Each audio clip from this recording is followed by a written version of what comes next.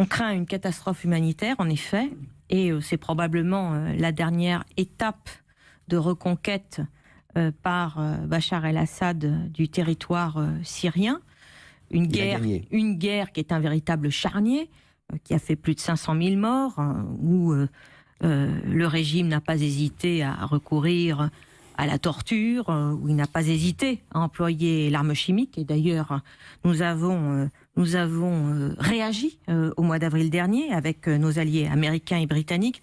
Bref, nous nous attendons en effet à une reprise qui pourrait être extrêmement brutale. Et c'est la raison pour laquelle la France fait tout pour empêcher ce carnage, qui va se traduire par une crise humanitaire majeure.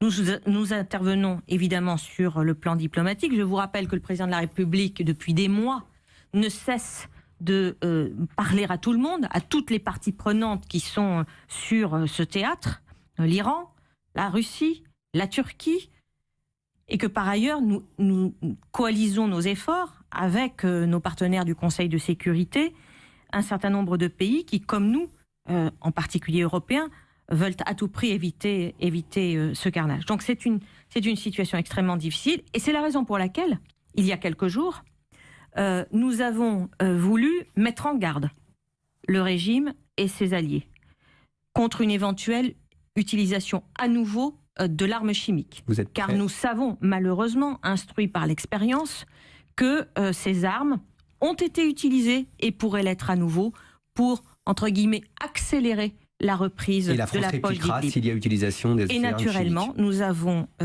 confirmé que ce qui était une ligne rouge le restait.